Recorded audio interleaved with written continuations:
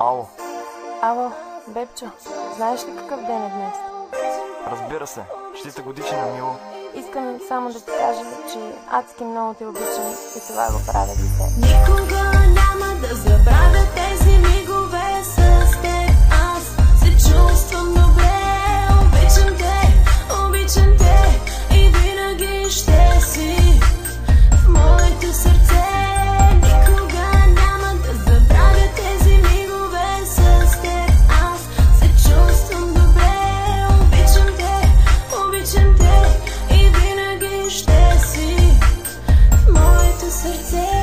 Помниш ли преди година, след като се запознахме, разходката в морската градина и как чувствата признахме? Бяхме двама непознати, две тела с една душа. Тайно надявах се да вярваш от пръв поглед в любовта. Надявах се като малко дете, мислех си и гледахте, мечтаех си, сънувахте, представях си, че двама сме. Една единствена звезда огря моята душа и това си ти. И през деня, и през нощта. Чувстваш ли как всичко в мене крещи?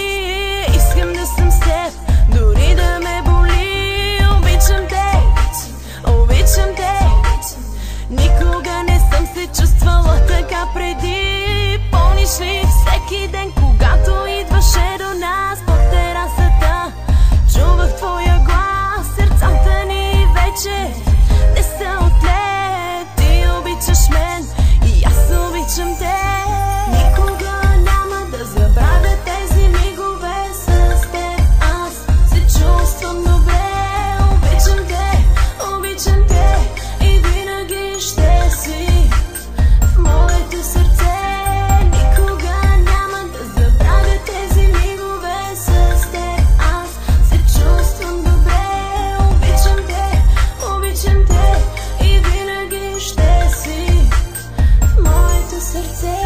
Година по-късно ти осмисляш моя ден, ти за мен и аз за тебе съм роден. Преди без теб живях, но те видях и осъзнах, че си сладък грях. Но това не бива да ме е страх. За мен ти си това, което исках от живота. На теб посвещавам този звук и тази нота. За това, което преживяхме ние с теб.